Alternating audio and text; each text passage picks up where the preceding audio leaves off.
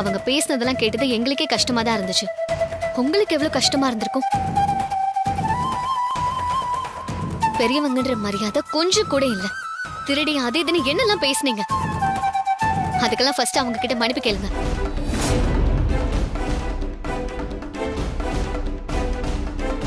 கேளுங்க அண்ணி.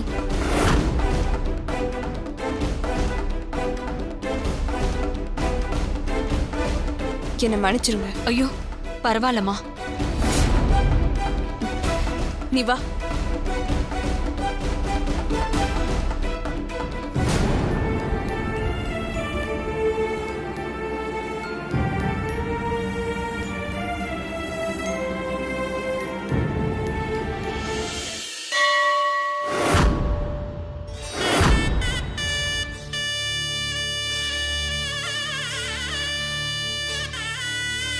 நிச்சய ஓலையை படிச்சிடலாமா? ஐயா, என் ஃப்ரெண்ட் ஒருத்தர் வரணும். வந்தது ஆரம்பிச்சுக்கலாமே. சரிங்க, இப்போ வந்துருவாரு.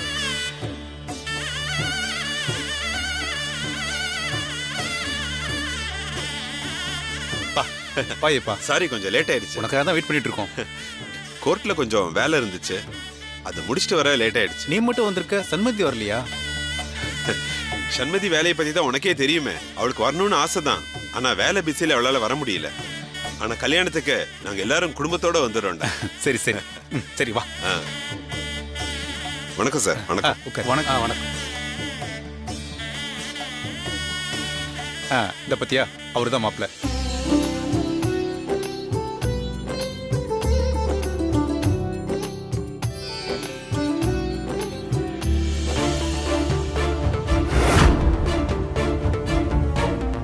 டேய், ஒரு நிமிஷம் கூட வா. ஏண்டா? சொல்ற வாடா. சரி.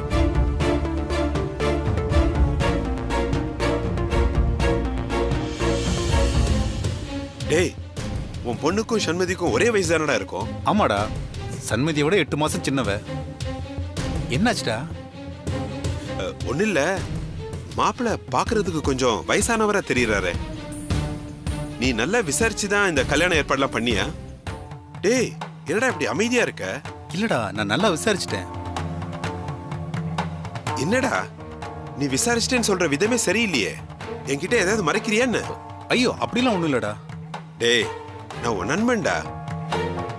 நான் கேட்ட கேள்விக்கு நீ இந்த அளவுக்கு தயங்கி பதில் சொல்றன்னா அதுல ஏதோ ஒரு விஷயம் இருக்குன்னு நினைக்கிறேன். அது என்னன்னு சொல்றா. என்கிட்ட இருந்து என்ன மறைக்கிற? நீ நினைச்ச மாதிரி மாப்பிள்ளை கொஞ்சம் வயசு அதிகம் தான்டா. என் பொண்ணை விட 10 வயசு மூத்தவரு. 10 வயசு மூத்தவரா? 10 வயசுங்கிறது ஒரு பெரிய விஷயம் கிடையாது ஐயப்பா. எனக்கும் என் சம்சாரத்துக்குமே 11 வயசு வித்தியாசம். டேய், இந்த காலத்து பசங்கள்ல எத்தனை பேர் கல்யாணத்துக்கு பொண்ணு கிடைக்காம இருக்காங்க தெரியுமா? அவ வயசுலயே ஒரு மாப்பிள்ளைய பாக்குறத விட்டுட்டு ஏன்டா இத்தனை வயசு வித்தியாசத்துல இந்த சம்மதத்தை முடிச்ச? டேய், உன்னை தாண்டா நான் கேக்குறேன், சொல்லு. அது ஒண்ணும் இல்லடா, மாப்பிள்ளைக்கு இது 2வது கல்யாணம். என்னது, இது 2வது கல்யாணமா? ஆமாண்டா, அவரோட முதல் சம்சாரம் 2 வருஷத்துக்கு முன்னாடி இறந்துட்டாங்க. இப்போ 2ஆம் தரமா தான் என் பொண்ணை கட்டிக்க போறாரு. டேய், இந்த விஷயம் உன் பொண்ணுக்கு தெரியுமா? தெரியும்டா. இல்ல இல்ல, எனக்கு உன் மேல நம்பிக்கை இல்ல. இரு, நான் அவகிட்டே போய் கேட்டுக்கிறேன். இரு, நான் சொல்றத கேளுடா. டேய் ஐயப்பா, சொன்னா கேளு ஐயப்பா. டேய் இரு, நீ கொஞ்சம் அமைதியா இரு. அம்மா, கொஞ்சம் எந்திரிமா. ஆமா, உங்க அப்பா உனக்கு இவர 2ஆம் தரமா கல்யாணம் பண்ணி கொடுக்குற விஷயம் உனக்கு தெரியுமா? தெரியும் அங்கிள். ஏமா, தெரிஞ்சே எப்படிமா இப்படி ஒரு கல்யாணத்துக்கு நீ சம்மதிச்ச? நீ நல்லா படிச்சிருக்க, நல்ல வேலையில இருக்க. அப்படி இருந்தோம் நீ ஏன் இவருக்கு போய் 2ஆம் தரமா வாக்கப்பட்டு போனோம்? ஹலோ, என்னை பத்தி எல்லாம் தெரிஞ்சுதானே இந்த பொண்ணு கல்யாணத்துக்கு சம்மதிச்சிருக்காங்க. தேவையில்லாம வந்து நின்று கேள்வி கேட்டுட்டு இருக்கீங்க. முதல்ல யார் நீங்க? நான் ஒண்ணு உங்ககிட்ட பேசல, நான் இந்த பொண்ணு கிட்ட தான் பேசிக்கிட்டு இருக்கேன். இங்க பாருமா, உனக்கு ஒரு நல்ல வாழ்க்கையை அமைச்சு கொடுக்கணும்னு ஆசைப்படுறேன். நீ எதுக்குமா இப்படி 2ஆம் தரமா ஒருத்தருக்கு போய் வாக்குப்படணும்? நீ படிச்ச பொண்ணு தானே, எப்படி இதுக்கு போய் சம்மதிச்ச? அப்பாக்கு இதுல விருப்பம் இருக்கும் போது நான் என்ன சொல்றது அங்கிள்?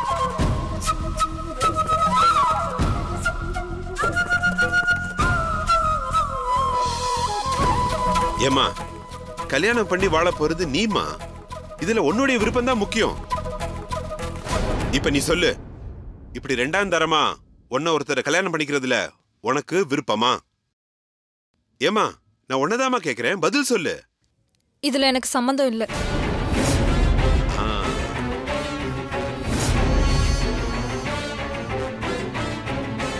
ஒரு மேஜரான பொண்ண அவளோட சம்மதம் இல்லாம கல்யாணம் பண்ணி வைக்கிறது எவ்வளவு பெரிய தப்பு தெரியுமா?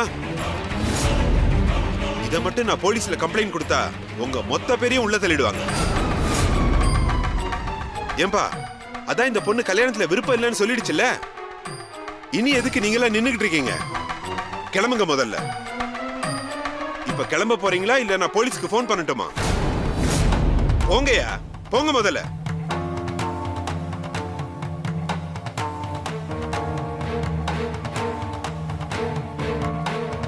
இப்படி விருப்பமே இல்லாம உன் பொண்ண ரெண்டாம் தரமா ஒருத்தருக்கு கல்யாணம் பண்ணி கொடுக்கறதெல்லாம் இவளுக்கு நீ செய்யற துரோகம்டா. இவளோட அழகுக்கும் படிப்புக்கும் 1000 மாப்பிள்ளைங்க கிடைப்பாங்கடா. இப்படி ஏற்கனவே கல்யாணமான ஒருத்தனுக்கு உன் பொண்ணை கல்யாணம் பண்ணி கொடுக்கற அளவுக்கு எந்த விதத்துலடா உன் பொண்ணு குறைஞ்சு போயிட்டா? என்ன மன்னிச்சிடுறா, ஏதோ தெரியாம முட்டாள்தனமா இப்படி ஒரு முடிவு எடுத்துட்டேன். நல்ல நேரம்டா, இப்பவாச்சும் என்கிட்ட எல்லா உண்மையும் சொன்னியே. நீ ஒன்னும் கவலைப்படாதடா. உன் பொண்ணுக்கு ஒரு நல்ல இடமா பார்த்து சம்பந்தம் பண்ணி வைக்க வேண்டியது என்னோட பொறுப்புடா. நான் பாத்துக்கிறேன், சரியா? இந்த பாருமா, உனக்கு ஒரு நல்ல மாப்பிளைய தேடி தர வேண்டியது என்னோட பொறுப்பு. நீ கவலைப்படாம இரு. என்ன சம்பந்தி, யாரோ ஒருத்தரோட பொண்ணை ரெண்டாம் தரமா கல்யாணம் பண்ணி கொடுக்கறதுக்கு இவ்வளவு கோவப்படுறாரு? இவர் எப்படி சமாதானப்படுத்தி சண்மதியை கார்த்திக் கல்யாணம் பண்ணிக்கலான்னு தானே கேட்குறீங்க? ஆமா சம்பந்தி, அதான் எனக்கு யோசனையா இருக்கு. எப்படியாவது முட்டி மோதியாவது நம்ம நினைச்ச மாதிரி அந்த விஷயத்தை முடிச்சுதான் ஆகணும். அதுக்கு எவ்வளவு தூரம் போராடணுமோ போராடி தான் ஆகணும் சம்பந்தி.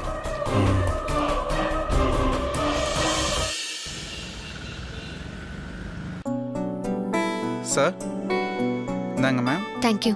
தேங்க்ஸ்.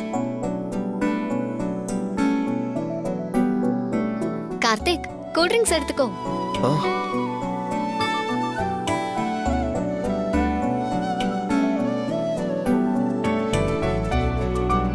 சண்மதி,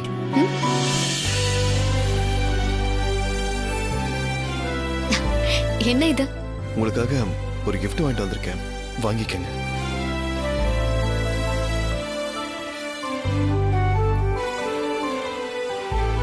கார்த்திக், என்ன இது திடீர்னு கிஃப்ட் எல்லாம்? அன்னைக்கு எல்லார் கையிலையும் ராக்கி கட்டிட்டு என் கையில ராக்கி கட்டல, அதுக்காக தான். ராக்கியோட நேத்து என்கிட்ட நெருங்கி வந்ததும் என்னோட கையில தான் கட்ட போறீங்களோன்னு நான் பயந்துட்டேன். பயந்துட்டியா? ராக்கி கட்டுறதுல உனக்கு என்ன பயம்? நீங்க கட்டதா இருந்தா அது எனக்கு பயம்தான். அப்போ மத்தவங்க எல்லாம் கட்டினாங்களே, அது உனக்கு ஓகேவா? அது ஓகேதான். அதே என்ன, நான் மட்டும் உனக்கு அப்படி ஒரு எக்ஸெப்ஷன்? ஏன்னா எனக்கு அவ்வளவு ஸ்பெஷல் நீங்க.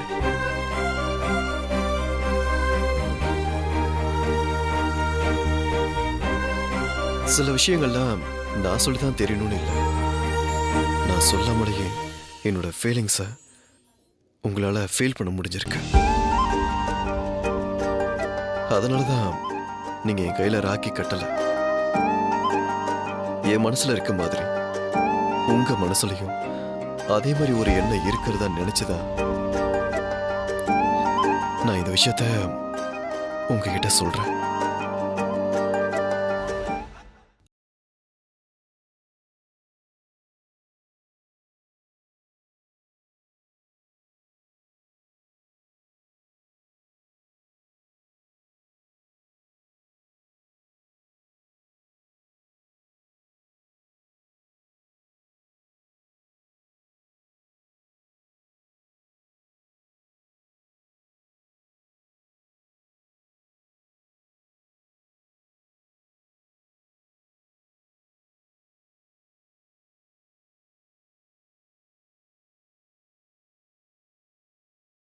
ஒரு லவ்னா பசங்க முதல்ல வந்து ப்ரப்போஸ் பண்றது தான் அழகே.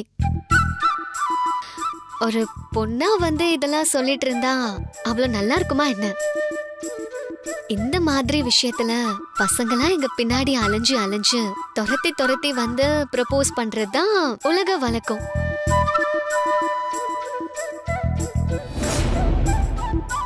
அதான் இப்ப சொல்லிட்டேன்ல.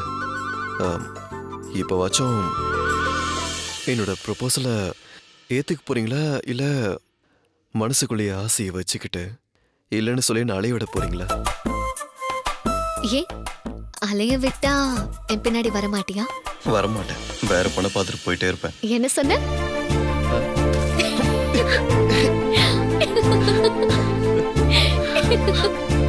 சண்மதி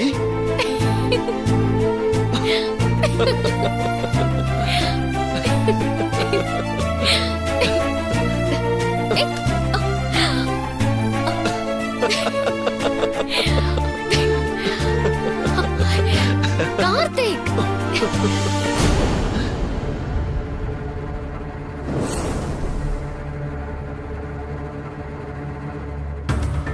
ஏற்கனவே உங்க பொண்ணை பத்தியும் டிரைவரை பத்தியும் அரசல் புரசலா நிறைய விஷயம் கேள்விப்பட்டிருக்கேன். ஆபீஸ்ல எல்லாரும் ஒரு ரூமரா பேசுறாங்கன்னு நினைச்சுதான் நான் இதை பெருசா எடுத்துக்கல. ஆனா இன்னைக்கு அதை நான் நேர்ல பார்த்ததுக்கு அப்புறம் தான் அது எவ்வளவு உண்மைங்கிறத நான் புரிஞ்சுக்கிட்டேன். இன்னைக்கு அவங்க 2 பேரும் ரொம்ப நெருக்கமா இருந்ததை நான் பார்த்ததுக்கு அப்புறம் தான் 2 பேருமே இந்த விஷயத்துல எந்த அளவுக்கு சீரியஸா இருக்காங்கன்றத நான் புரிஞ்சுக்கிட்டேன். என்ன இருந்தாலும் நீங்க என்ன நம்பி என் ஆபீஸ்ல உங்க மகளை விட்டுருக்கீங்க. அப்படி இருக்கும்போது நானும் அவன் மேல அக்கறையா இருக்கணும் இல்லையா? அதனாலதான் நான் இன்னைக்கு பார்த்ததை உங்ககிட்ட நான் சொல்லலான்னு வந்தேன். இதுக்கப்புறம் என்ன செய்யணுங்கிறது உங்களுக்கே தெரியும், பார்த்துக்குங்க. அப்ப நான் கிளம்புறேன் சார். வரேன் சார்.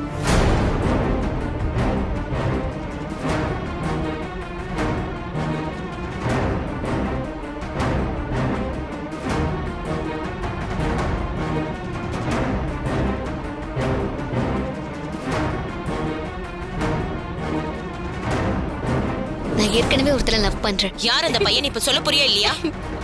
அம்மா, அப்படி ஒரு கேரக்டர் என் லைஃப்ல இல்லம்மா. நான் சும்மா போய் தான் சொன்னேன்.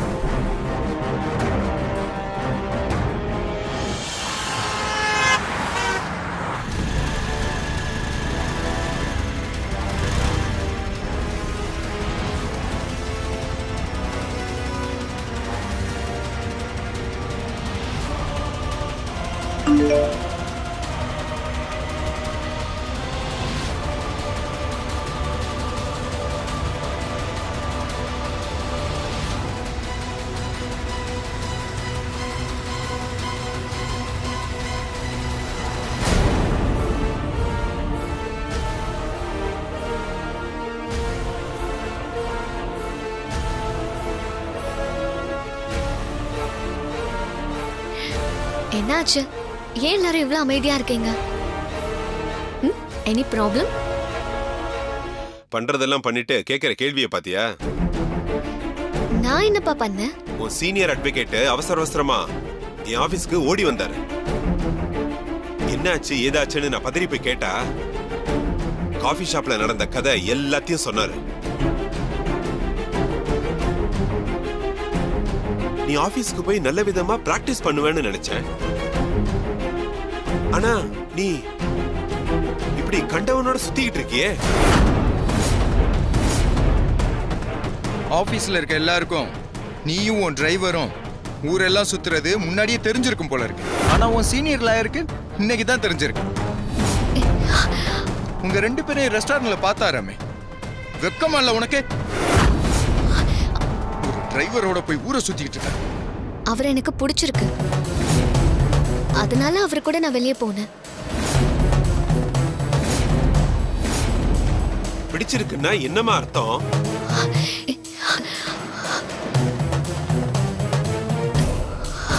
அது வந்து சொல்லு, ஒன்னதான் கேக்குறேன்.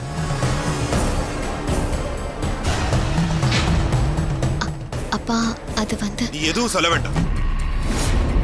இனிமே அந்த பையனோட உன்னை அங்க பார்த்தேன் இங்க பார்த்தேன்னு என்கிட்ட யாரும் எதுவும் சொல்லக்கூடாது.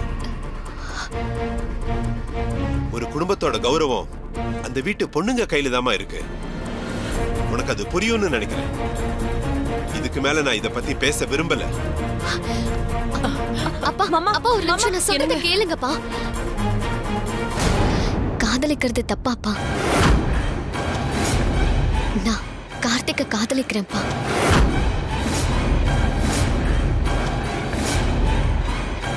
கார்த்திக்க கல்யாணம் பண்ணிக்கணும்னு ஆசைப்படுறேன்ப்பா. எங்களுக்கு அதுல கொஞ்சம் கூட விருப்பம் இல்ல. அப்பா கார்த்திக் ரொம்ப நல்லவருப்பா. எனக்கு அவரை ரொம்ப பிடிச்சிருக்கு. பிடிச்சிருக்குமா? தனக்கு பிடிச்ச மாதிரி நடந்துக்கிற ஆண்களை பொண்ணுங்களுக்கு ஈஸியா பிடிச்சு போயிடும். உனக்கு பிடிச்ச மாதிரி நடந்து உன்னை அவன் எப்படியோ மயக்கி இருக்கான். உன் ஏஜ்ல பல பேருக்கு வர குழப்பம்தான் இது. விட்டுருமா, வேண்டாம். இது நமக்கு ஒத்து வராது. அப்பா ஏன்பா ஒத்து வராது? நீ லாயர், அவன் ஒரு டிரைவர். அப்பா அவரு படிச்சவருப்பா. இப்போதைக்கு டிரைவர் வேலை பார்த்துட்டு இருக்காரு. அவரால் ஒரு நல்ல வேலை தேடிக்க முடியும். இன்னும் நிறைய படிக்க முடியும். சொசைட்டில பெரிய ஆளா வர முடியும். உன்னோட ஆர்குமெண்ட் மென்டாலிட்டி எல்லாம் கோர்ட்ல வச்சுக்கோ. பெத்த அப்பங்கிட்ட வேண்டாமா? மங்க, நீ என்ன பேசாம நின்னுட்டு இருக்க? ஏங்க, எனக்கு என்ன சொல்றதுன்னு தெரியலங்க. சண்மதி படிச்சவ, 4 விஷயம் யோசிக்கிறவ, புத்திசாலி. என்ன நல்லா புரிஞ்சிருக்கேப்பா. நான் யோசிச்சுதான் கார்த்திகை கல்யாணம் பண்ணிக்கணும்னு முடிவெடுத்தேன். என்னது முடிவெடுத்துட்டியா?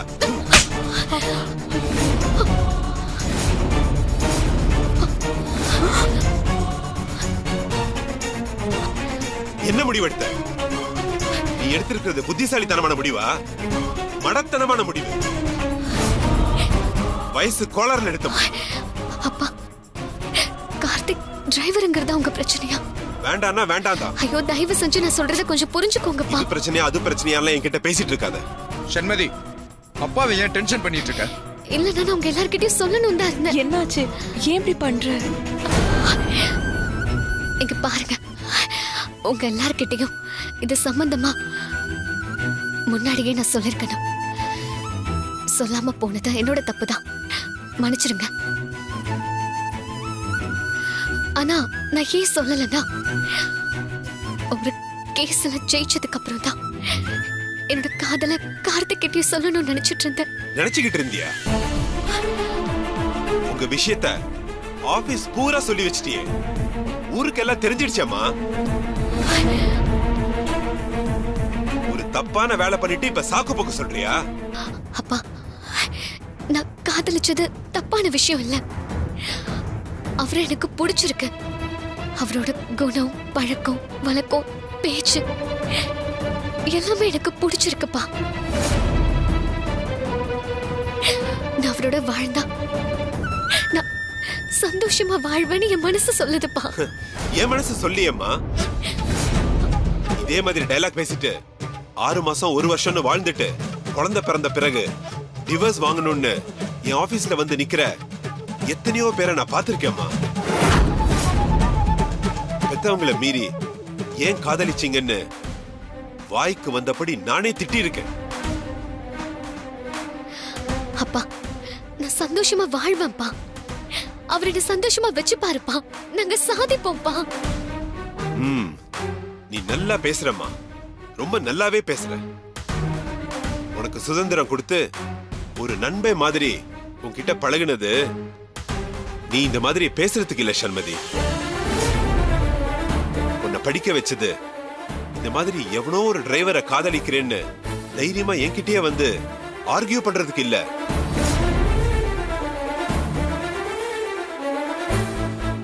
ஒரு அப்பாவா என் கடமைய, அன்ப, உன் மேல உள்ள அக்கறைய எந்த அப்பனும் தான் மகனுக்கு கொடுக்காத அளவுக்கு நான் கொடுத்திருக்கேம்மா. ஒரு மகளா நீ என்ன வருத்தப்படுத்திடாத. என் கௌரவத்தை, என் தொழில் திறமையால என் மேல மத்தவங்க வச்சிருக்கிற மரியாதையை நீ கெடுத்துறாத. அவ்வளவுதான் நான் சொல்லுவேன். அப்பா, நான் கார்த்திகை தான் கல்யாணம் பண்ணிக்குவேன்.